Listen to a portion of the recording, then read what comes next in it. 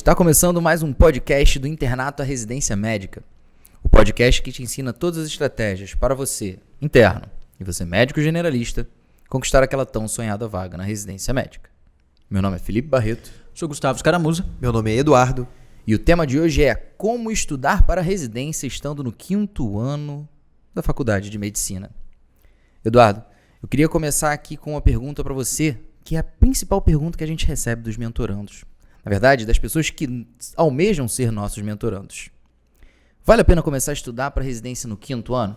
Então, Barreto, essa é uma pergunta interessante. Talvez se fosse feita há 2, 3 anos para mim, eu tivesse uma resposta diferente, eu respondesse de maneira diferente, mas a gente sabe que a residência médica tem ficado cada vez mais concorrida. As provas de residência médica, e isso pode ser explicado por vários motivos, mas sem dúvida a principal razão realmente é uma razão numérica. A gente tem cada vez mais médicos se formando e as vagas de residência médica praticamente estáveis já há muito tempo. E a gente teve, se eu não me engano, de 2012 até 2016, a gente teve um aumento de 50% nos números de formandos. Depois, inclusive, quem ainda não leu o nosso e-book, a gente fala sobre isso no início do e-book, sobre o acirramento da concorrência das vagas de residência médica. Então está ficando cada vez mais difícil. E atualmente eu recomendo a todo mundo que quer passar numa prova de residência médica, ou numa instituição, ou numa especialidade concorrida, que faça sim uma preparação já focada para a prova de residência médica a partir do 5º ano. Então essa é uma recomendação atual. Claro que é possível você passar fazendo apenas 1 ano de estudo focado, né? Não quer dizer também que você no ano anterior você não vai estar fazendo nada, você vai estar estudando a faculdade, vai estar estudando o internato, mas o fato é que, com certeza, as pessoas que se preparam por 2 anos focados nas provas de residência médica, elas têm uma chance maior, na média, do que as pessoas que se preparam apenas por 1 ano. O que eu acho interessante, cara, que você comentou aqui sobre a quantidade de pessoas, quantidade de egressos na faculdade de medicina que estamos tendo nesse momento, né? E eu tô fazendo uma aula sobre o programa do Mais Médicos e eu descobri uma série de coisas interessantes sobre esse programa. Independente se você gosta ou não do programa, ideologicamente, o fato é que a ideia principal dele surgiu de alguns problemas. Entre eles, os principais são, por exemplo, a disparidade entre a concentração de médicos em torno dos estados. Se eu não me engano, são somente 5 estados, ou melhor, 5 cidades, no início do programa, que era ali 2011, que tinham uma concentração de médico por habitante acima da média nacional. Se você fosse ver, inclusive, a média nacional ela é muito abaixo do que o necessário para ter toda a população. Outros problemas seriam não somente a disparidade entre esses locais, mas a quantidade de egressos. A gente tinha uma necessidade muito maior de formar médicos do que a gente estava formando. Esses foram alguns dos objetivos, principais motivos que motivaram a produção desse programa do Mais Médicos lá em 2013. E aí esse programa ele se pautou em algumas coisas. As 3 principais são a equalização da quantidade de médicos em torno do país, principalmente focando em locais onde tem uma vulnerabilidade maior, ou seja, aquela questão lá, aquele princípio da equidade. O segundo era da formação médica, ou seja, de abrir mais escolas de medicina, mais faculdades de medicina. E terceiro, abrir mais vagas para residência médica. O que foi feito com mais ímpeto em relação à formação médica de faculdade de medicina e de residência foi realmente a faculdade. É muito mais simples, muito mais fácil você abrir, porque você dá incentivo para outras empresas e elas fazem E é isso. Muito mais lucrativo também, né, Barreto? Não podemos ser ingênuos, a gente sabe que os programas eles acabam sendo mais fáceis no local em que alguém é beneficiado. A gente sabe como é que funciona no Brasil. Então, realmente, assim, não é uma coisa que simplesmente apareceu essa grande concorrência na faculdade de medicina para a residência médica. Isso tem uma explicação histórica aí, que começou quando eu e o Gustavo entramos na faculdade, foi em 2013. Sim, isso já é previsto, isso não é nenhuma novidade. Na verdade, a gente já sabia que teria esse grande aumento de número de formados há muito tempo. A verdade é que agora chegou o momento. As faculdades começaram a ser criadas em 2011, 2012, 2013, como você falou, muitas faculdades. E aqui eu não estou aqui nem para dizer se eu concordo, se eu discordo disso. Eu acho que dependendo do nível da faculdade não é bom, dependendo do nível da faculdade é bom. Mas de qualquer forma o fato é que a concorrência aumentou e isso trouxe essa necessidade do aluno se preparar com mais seriedade para as provas de residência médica e isso inclui um tempo maior de preparação. Se a gente for ver os concursos, os concurseiros, a gente até falou sobre os concurseiros no último episódio, as pessoas normalmente, dificilmente você vai ver um concurseiro que teve sucesso estudando apenas 1 ano. Normalmente o cara vai estudar 2, 3, 4, 5 anos para conseguir uma grande vaga num concurso. E a verdade é que aquele tempo em que passar na prova de residência médica era um desafio menor, era um desafio menor, apesar, a gente entra na faculdade, os nossos veteranos sempre botam medo, né? Nossa, prova de residência é muito mais difícil que o vestibular. Antigamente isso era mentira. Agora isso está se tornando real, especialmente em algumas instituições e especialidades específicas. Acho que não só na residência, mas no contexto geral, né? Concursos públicos têm se tornado cada vez mais concorridos também. Só que o problema é de quando... eu acho que começar uma preparação mais cedo, ela não é nem em relação ao conteúdo, mas a como você se preparar, mais relacionado a aprender também a estudar. Existem alguns erros que normalmente as pessoas cometem quando elas vão fazer uma preparação. O primeiro deles é focar somente em conceito e teoria. E nem sempre isso é o que... Eu acho que o 5º ano é uma oportunidade de não só fazer isso, mas também usar o que a gente aprende de conceito e teoria na prática, porque a gente sabe que vai ter o internato. Outra coisa é mostrar o objetivo, né? O objetivo é... Com 2 anos de preparação, talvez o objetivo pareça longe demais, mas focar no caminho, né? Na preparação. Para isso, ter um planejamento e não realizar um planejamento também pode ser... também é um grande erro. Não adaptar o treinamento para cada ocasião. Normalmente a pessoa ali, ela não sabe às vezes ela não sabe qual que é a prova que ela vai prestar naquele momento e é natural que ela não saiba. Mas ela precisa praticar e tal, e aprender a estudar e aprender o modelo da prova de residência. E por último, que eu acho que é muito importante, é não acompanhar o progresso, não reavaliar, ela vai fazendo porque tem que fazer, porque falaram para ela que tem que fazer. Mas é importante que ela saiba se isso está sendo efetivo ou não. Qual que você acha que é o maior erro hoje para quem vai se preparar no 5º ano? Eu acho que o maior erro... Eu vou falar primeiro do maior problema e daí do erro que gera esse problema. O maior problema disparado é que as pessoas não conseguem estudar com consistência ao longo do ano. Então a gente está agora em janeiro, agora tá tudo lindo, né? O aluno pegou motivação, fez promessa no Réveillon, né? No Ano Novo, tá todo motivado, vai começar às vezes um curso preparatório de 5º ano e ele acha que ele vai voar, vai estudar o ano inteiro. Só que por ele não ter um planejamento, ou por ele não ter um planejamento factível, e aí quando eu digo factível, é dentro do contexto de vida dele, e aí o aluno de 5º ano, cada um tem seu contexto de vida, mas todos têm um único contexto em comum, que é o início do internato. Todo mundo vai iniciar o internato no 5º ano. Então a pessoa não prevê isso, ou ela não lembra disso na hora de fazer um planejamento, e acaba fazendo um planejamento que ela não consegue cumprir, e que desmotiva ela ao longo do ano. O planejamento que deveria exatamente ter aquela função de te motivar, de te colocar, mesmo quando você está desmotivado, te fazer pela disciplina, seguir o seu planejamento, a pessoa, como ela cria um planejamento impossível de ser cumprido, ou um planejamento que para ela cumprir, ela teria que sacrificar coisas que ela não está disposta a sacrificar, então ela para de estudar ao longo do ano. E aí esse é o grande problema, ela para de estudar, e o grande erro é exatamente esse, ela criar um planejamento que não prevê, que não seja factível dela realizar dentro do contexto de vida dela. É aquele coisa, todo mundo tem um plano, né? Uma frase do Mike Tyson que eu gosto bastante, todo mundo tem um plano até tomar o primeiro soco no queixo. Mas assim, a pessoa tem que prever que se ela vai lutar com o Mike Tyson, ela sabe que ela vai levar um soco no queixo. Ou mordida na orelha. Ou mordida Dependendo.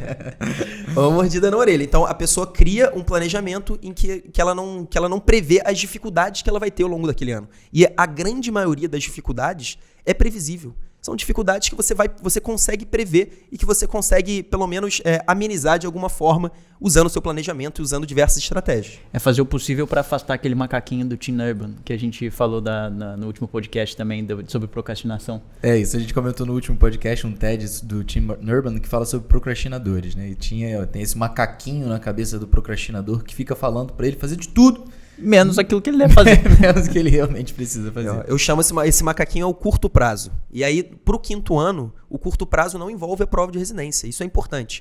O curto prazo do cara do 5º ano é o internato dele, é a prova do internato que ele está preocupado, são as coisas que estão acontecendo na vida dele ali naquele momento. O curto prazo não é a prova de residência médica. Então, é difícil, é um desafio você, no 5º ano, fazer uma boa preparação para a prova de residência médica. Mas é possível, especialmente se a pessoa tiver essa noção lá no início.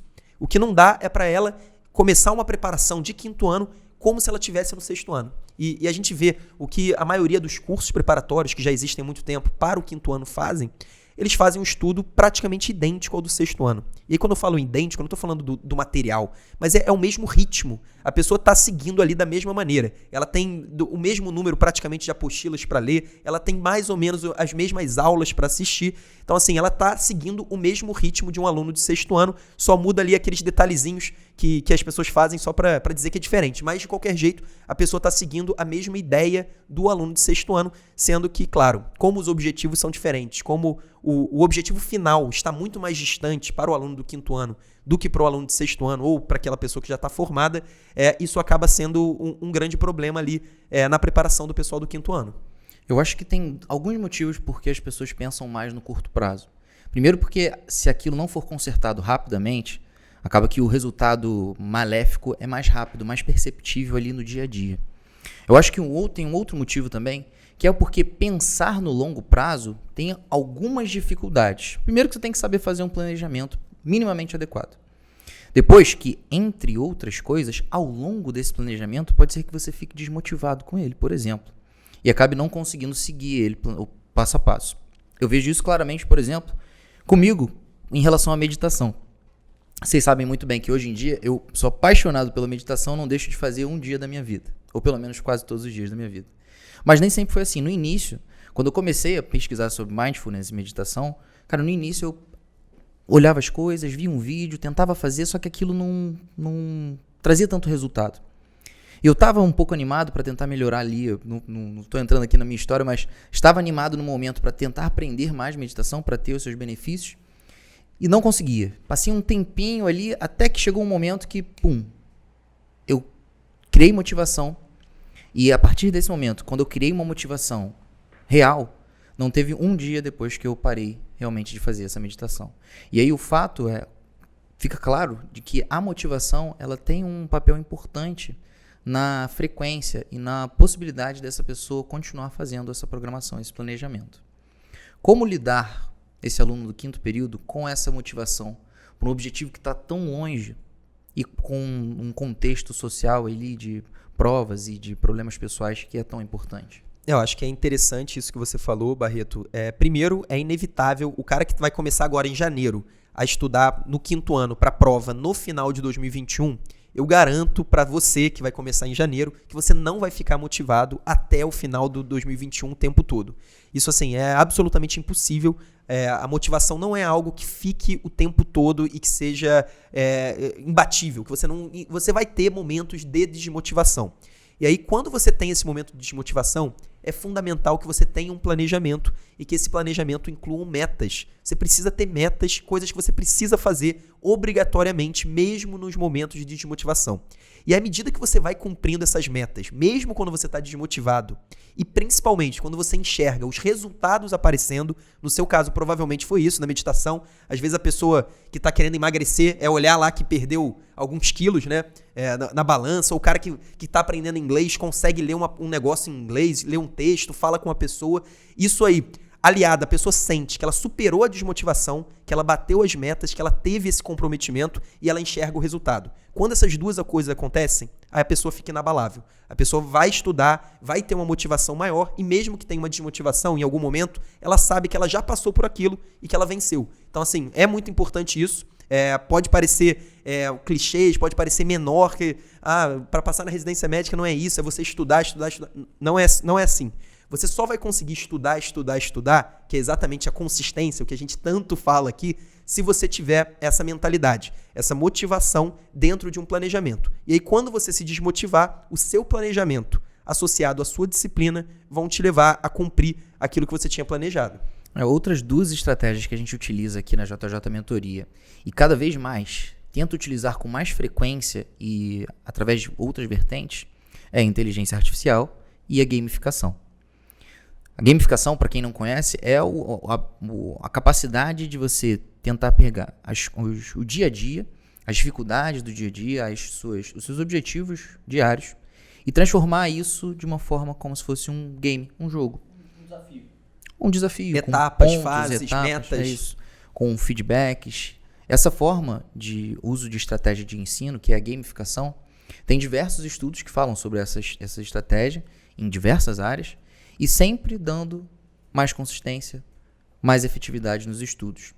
Além disso, a gente utiliza a inteligência artificial de outras formas. Lá no Medq, à medida do momento que o mentorando, a partir da sua individualidade, sua dificuldade, seus erros, ele vai recebendo questões e flashcards direcionados para ele.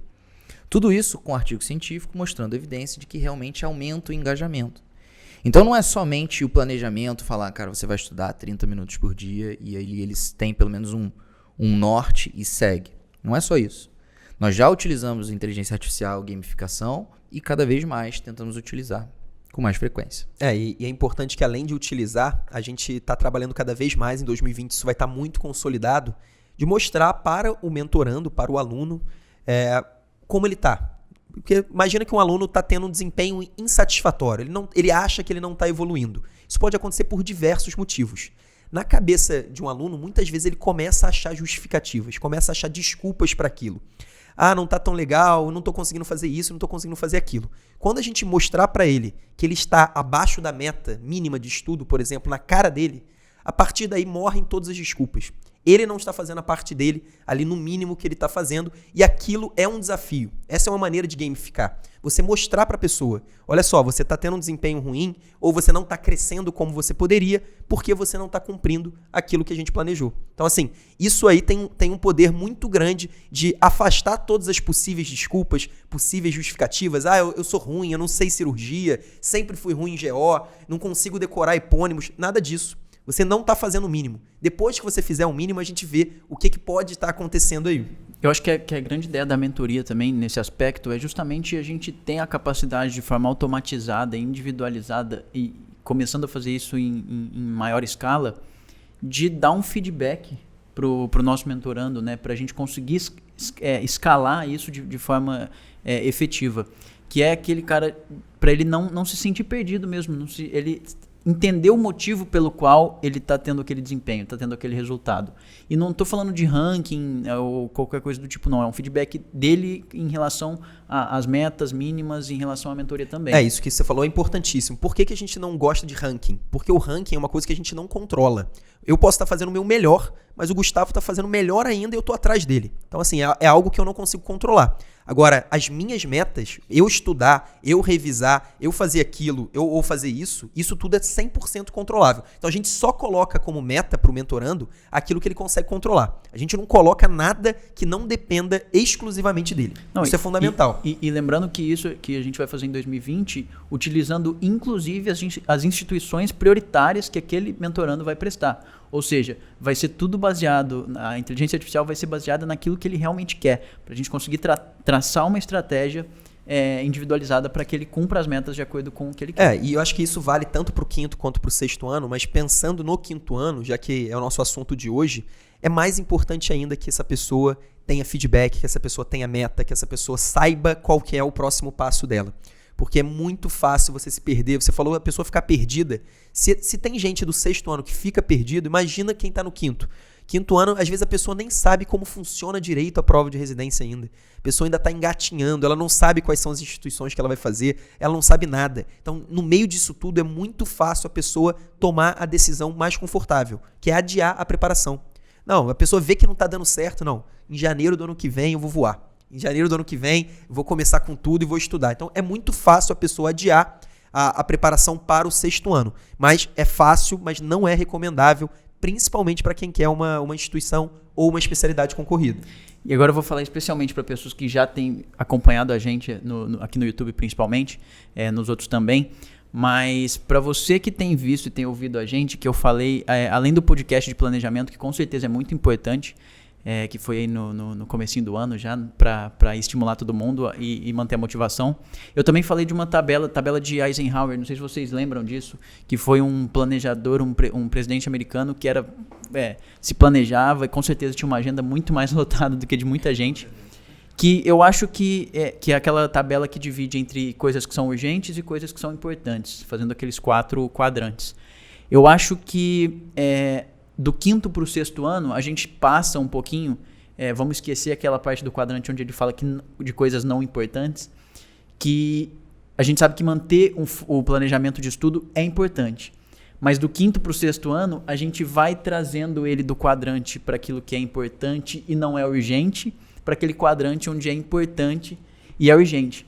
E dividindo esses 4 quadrantes, a gente pode colocar 4 Ds para responder o que a gente faz nessas situações. O que não é importante e não é urgente a gente delega, o que não é importante e também não é urgente a gente deleta.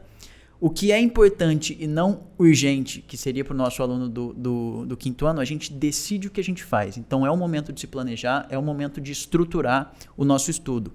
E no 6º ano, o que passa a ser importante, passa a ser urgente, a gente começa a se dedicar mais. E é por isso que eu pergunto, nessa parte onde é importante e ainda não é tão urgente, vale a pena eu deixar o internato de lado ou não? Não, eu acho que nunca vale a pena a gente deixar o internato de lado totalmente, principalmente se você está num bom internato.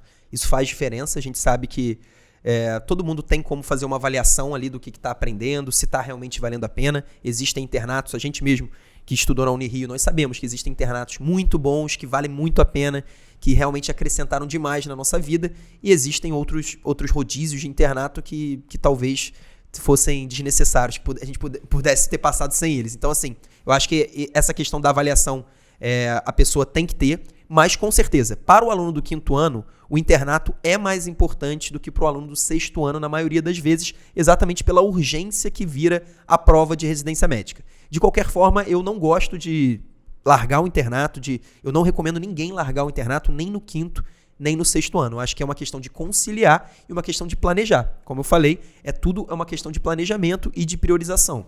Até porque a gente tem que lembrar que depois da faculdade nós nos tornamos médicos. Sim. E mal ou bem vamos ter que trabalhar como médicos, boa parte de nós. Então não adianta a gente achar que só estudou para a prova de residência, claro, e que lá na frente vai dar tudo certo. Eu não consigo contar na mão nos dedos das minhas 2 mãos a quantidade de história de recém-formados que vão dar o seu primeiro plantão, porque mal ou bem a gente tem um retorno financeiro bom ainda dando plantão, e aí todos nós começamos a fazer isso. No primeiro dia, 2º, 3º, é sempre horrível. Eu já cansei de ouvir história de amigos que voltam, ou de irmã, de amigo que volta e começa a chorar, chega traumatizado. Em casa, traumatizado, que a enfermeira perguntava o que eu tinha que fazer, eu não sabia, eu olhava no notebook e não conseguia encontrar. Pediram para fazer eu lembro dessa história. A enfermeira pediu para falar, a enfermeira falou, olha, acho que esse paciente vai precisar de um acesso venoso profundo. E ele pensou, cara, eu nunca fiz um acesso venoso profundo. Aí o que ele falou que ele fez? Ficou enrolando até passar o próximo plantão, porque realmente não tinha capacidade, não conseguia, não tinha segurança principalmente para isso. Então realmente o internato é extremamente importante. Você chegou a alguma vez pensar diferente? Em algum momento na faculdade você deixou de participar das atividades curriculares normais em prol de outras atividades? Ah, com certeza. Eu era uma pessoa que eu sempre tive uma noção do que estava me acrescentando, o que não estava acrescentando. Então, se for perguntar para meus colegas de faculdade, várias aulas disciplinas que eu achava que não estavam acrescentando em nada, principalmente teóricas, práticas, raramente. Só quando realmente era muito bagunçado. Mas as aulas teóricas, muitas vezes eu optava por não participar. E qual era o critério que você utilizava? Eu estou perguntando isso para o mentorando conseguir ver e saber como que ele vai decidir lá no internato dele, se realmente todo o internato vale a pena ou se tem alguma coisa que talvez seja... Esse é um conselho que vale a pena de ouvir. Du, qual é o seu conselho? O meu conselho é prática, dificilmente você vai abandonar, porque a prática é o mais importante da medicina. A gente fala bastante de efeito teste, que é basicamente você se testar sobre aquilo que você quer aprender. Então, no caso da prova de residência médica, você vai se testar como? Com as questões de prova. Se a gente pensar na medicina, no aprendizado da medicina propriamente dita, o efeito teste está exatamente na prática médica. Então, assim, esse é o Pareto, é o ponto mais importante que você vai aprender a se tornar médico. Então, assim, a prática médica, de uma maneira geral, como em regra, é importante e merece ser valorizada. Então, assim, é difícil eu falar, claro que existem, ainda mais a gente fez uma boa faculdade, e a gente sabe que existem faculdades em níveis muito inferiores à Unirio, e claro que pode ter um internato que não vale a pena, que você chega lá, não tem nada, não tem paciente, não tem professor, não tem staff. Desse jeito, claro que aí poderia ser diferente, mas em regra eu acho que a prática é difícil a gente deixar de lado. E se for um mentorando um aluno da faculdade de medicina lá do 4º ano, ele está pensando agora, pô, se eu entro ou não na mentoria no 5º ano. A grande dúvida dele é, na verdade, em relação ao embasamento teórico que ele tem. Segundo ele, a impressão que ele tem é que ele passou a faculdade inteira, os 4 anos, ciclo básico, ciclo clínico, passou por semiologia, um pouco de prática ali, mas ele não aprendeu realmente. Parece que ele só sabe realmente na hora da prova. Depois, uma semana depois, não lembra mais de nada. E aí, vale a pena para esse cara que não tem nem a segurança teórica da medicina entrar? Diga-se de passagem, isso é uma queixa muito, muito, muito comum. A gente não sabe muito Não, bem acho que disso. Já me queixei muito. esse é o perfil. Eu acho que esse é o perfil de aluno que mais se beneficia com o 5º ano da mentoria. Que é um 5º ano, a gente tem 2 objetivos com o aluno de 5º ano. A gente provavelmente já falou isso em alguns outros episódios de podcast, mas como o assunto hoje é o 5º ano, com certeza a gente vai precisar repetir. Os nossos 2 grandes objetivos da mentoria no 5º ano é, primeiro, a gente criar essa base sólida em todos os assuntos cobrados com regularidade nas provas de residência médica. Isso dá, nos nossos cálculos estatísticos da mentoria, mais ou menos 70 temas, e o aluno do 5º ano ele começa em janeiro e termina em dezembro, estudando e revisando sistematicamente esses assuntos. E é importante que você falou que o aluno, eu só sei até a prova, depois da prova não sei mais nada. Isso é totalmente explicável exatamente pela curva de esquecimento. A gente já mostrou a curva de esquecimento de Ebbinghaus. É uma curva que é natural. O ser humano ele adquire um conhecimento, ele lê uma informação hoje. Se ele não repetir essa informação ao longo dos próximos dias, das próximas semanas e dos próximos meses, ele vai esquecer. Isso a gente pode ver em diversos exemplos do dia a dia. Eu gosto de falar do número de telefone. Se você decora o número de telefone hoje do Gustavo e nunca mais liga para ele, nunca mais vê o número dele, você vai esquecer o número dele. Agora, se você decora o número da sua namorada, do seu namorado, e você liga para ele toda semana, você vai lembrar esse número talvez até por 10, 20 anos. Então, é uma questão natural. Então, assim, isso só vai ser vencido com o estudo sistemático e as revisões ao longo do ano. Então, esse é o primeiro grande objetivo da mentoria no 5º ano.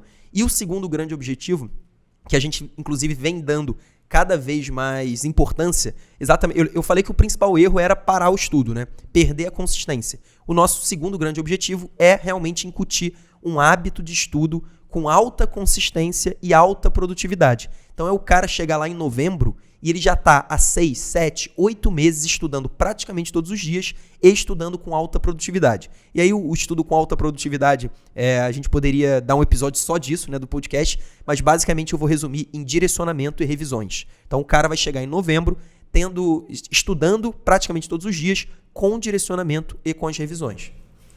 Eu acho que esse é um ponto que diferencia e mostra realmente que vale a pena a gente ter um pouco mais de tempo para evitar que isso se torne urgente e importante, né? Que passe a ser urgente. A gente tem um podcast muito legal que fala sobre conciliar o internato, né, e a JJ Mentoria para esses mentorandos que são do 5º ano. Mas qual que é a diferença na mentoria pro mentorando do 5º ano e pro 6º ano? Então, no último episódio do podcast a gente falou sobre planejamento. E a gente falou que qualquer planejamento começa com objetivo. Então, a grande diferença começa aí, que é o ponto mais importante. O objetivo é diferente. O objetivo do 6º ano e do cara que já se formou é passar na prova de residência médica no final do ano. Então, a gente está em janeiro de 2020. Qual que é o seu objetivo, você, Gustavo, do 6º ano? É passar na prova de residência médica, não tem conversa.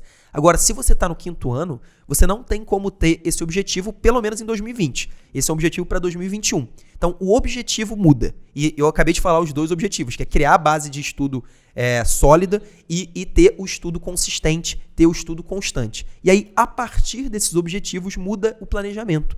O cara do 6º ano, ele vai precisar estudar num menor espaço de tempo. Então, ele vai ser mais ou menos de janeiro a setembro, janeiro a outubro, todos os assuntos importantes de prova de residência médica. Então, dão mais ou menos 90, 100 temas que o aluno do 6º ano vai ter que ver, vai ter que revisar num curto espaço de tempo e ele vai dividir as atenções dele com as provas na íntegra e com os simulados. Ele vai fazer muitas provas na íntegra, a gente tem isso sistematicamente na mentoria. Ele vai ter que revisar os erros que ele comete nas provas na íntegra. Se a gente pensar no aluno do 5º ano, a gente até coloca como opcional a resolução de provas na íntegra. Mas isso não faz parte do núcleo da preparação dele. Isso não está dentro do objetivo.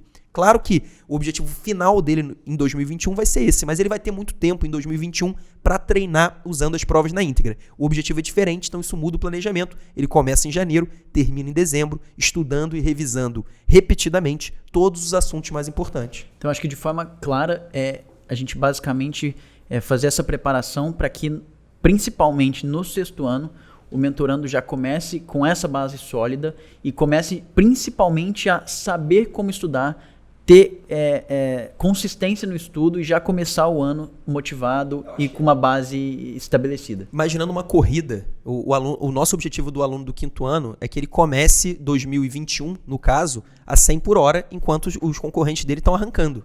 Então estão a 0 e vão começar a primeira marcha, segunda marcha, terceira marcha, e o nosso aluno de 5º ano já está correndo, já está a 100 por hora. Então esse que é o grande objetivo. E aí, para tornar isso palpável, significa isso. O cara ter segurança nos assuntos mais importantes. Então você vai falar, cirrose, sei.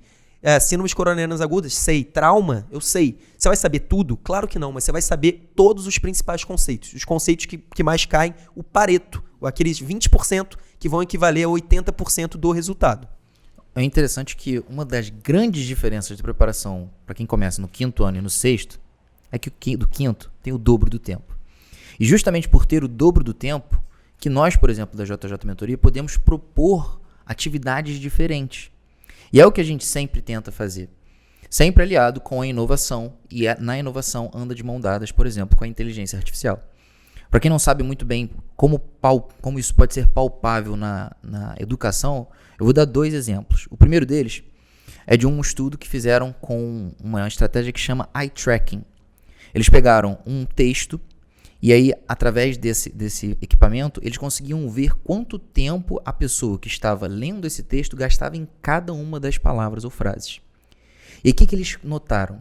Que as frases que estavam mal escritas ou que por algum motivo eram mais complexas eram aquelas que os olhos estavam demorando mais tempo. É claro que esse não foi o primeiro sinal. O primeiro sinal foi, eles repararam que em algum momento ali, algum local do texto estava demorando mais. A pessoa está lendo mais vezes. E aí eles foram avaliar e foram realmente, esses aqui são os mais difíceis. Um outro exemplo, um professor, através de algumas características, alguns dados dos seus alunos, ele conseguia reparar qual que seria a melhor estratégia para ele. Exemplo, 2 alunos diferentes, um deles sempre entrega o trabalho no prazo correto e tira notas boas. O segundo, além de não tirar notas boas, ele não consegue entregar no prazo, entrega lá sempre atrasado. Através disso, com inteligência artificial, ele consegue, através desse estudo, orientar estratégias diferentes para cada um desses alunos. Será que eles precisam do mesmo incentivo? Será que eles precisam da mesma conversa, do mesmo feedback? Claro que não.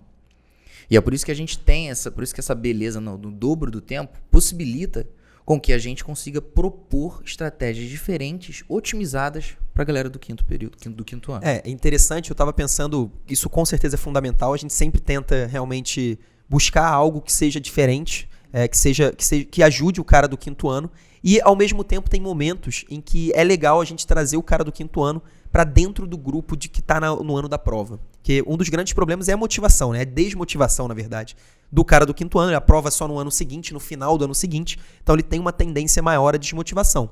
E na mentoria a gente tem as lives, né? Os nossos encontros online ao vivo. E a gente faz questão de colocar junto com o 6º ano o pessoal do 5º ano.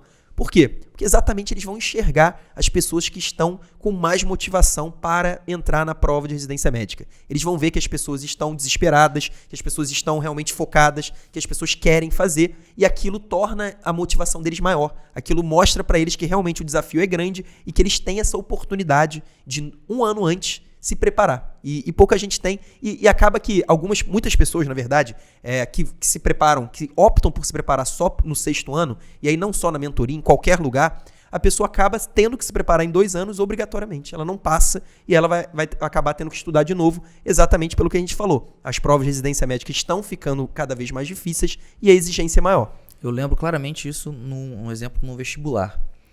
Na minha turma, por exemplo, a média de entrada na faculdade de medicina foi 21 anos. Você ia conversando ali com o meu grupo de amigos, todo mundo tinha feito vestibular ali pelo menos umas 3 vezes.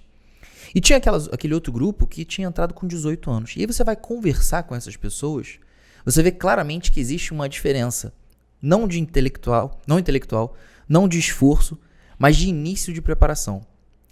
Esses dois tipos de pessoas se prepararam 3 anos. A diferença é que a galera que passou com 21 anos, se fizer 2, 3 anos de pré, eles tinham começado a se preparar no 3º ano. E quando você conversava com as pessoas que tinham passado lá com 18, 19 anos, é porque eles começaram lá no início do ensino médio. Então, realmente, não tem para onde correr.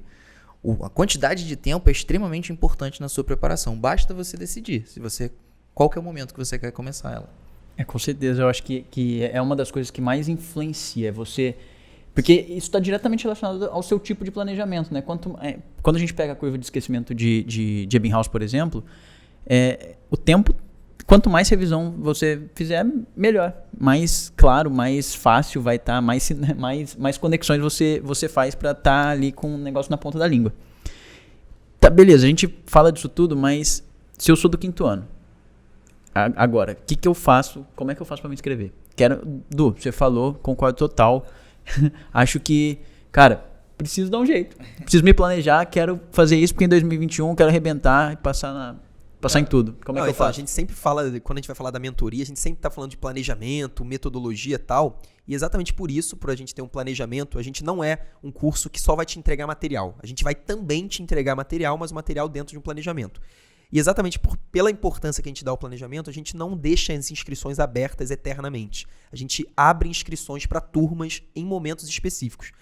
Nesse ano, a nossa primeira inscrições vai ser dia 26 de janeiro. 26 de janeiro a gente vai começar as inscrições para a mentoria, tanto 6º ano quanto para 5º ano. O cara vai entrar na nossa inscrição e vai ter lá: eu faço prova de residência médica no final de 2020 ou eu faço prova de residência médica no final de 2021. Se você fizer depois do final de 2021, a mentoria ainda não é para você. Então, basicamente, isso vai ser só no dia 26 de janeiro.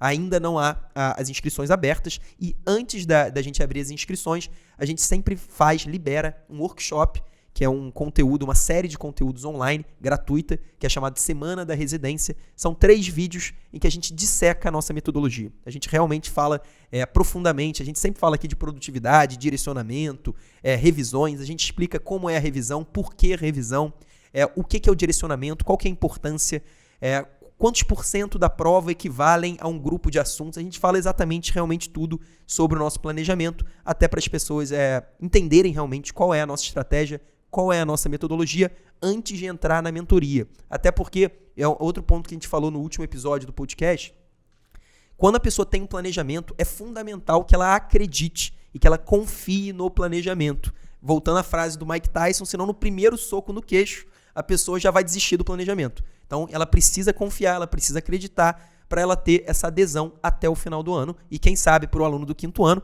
nosso grande objetivo é que ele fique até o final de 2021. Boa, maneiro. É isso aí, gente. Espero que estejam todos animados. Estaremos aqui para ajudar vocês. E um detalhe, só que eu esqueci de falar, Barreto, desculpa te interromper, mas o aluno do 5º ano que fica para o 6º ano, ele ganha o intensivo e ainda tem condições especiais de pagamento. Então é isso, galera. Chegamos aqui ao final do nosso podcast com o tema Como estudar para residência médica no 5º ano da Faculdade de Medicina. Nós discutimos aqui que realmente vale a pena começar a estudar logo no 5º ano. Quanto mais tempo, melhor. Os erros durante a preparação, como por exemplo, planejamento e motivação. É como se fosse aquela história da academia, sabe? Que tem gente que malha, mas não consegue ter resultado porque deixa de malhar quando está num dia chuvoso. O internato tem sim sua devida importância, principalmente em relação ao efeito teste, quando a gente pensa ali que realmente é na prática que o médico aprende de verdade. Os que não têm embasamento teórico, esses então são os que mais se beneficiam, justamente porque tem uma orientação, um direcionamento do que é o mais importante para ele aprender para passar na prova. E por último, ainda dissecamos aqui quais são as principais diferenças entre o 5º e o 6º ano. O podcast do Internato à Residência Médica, o podcast que te ensina todas as estratégias para você, médico generalista e você interno, conquistar aquela tão sonhada vaga na residência médica. Meu nome é Felipe Barreto. Sou Gustavo Scaramuza. Meu nome é Eduardo. Até a próxima semana.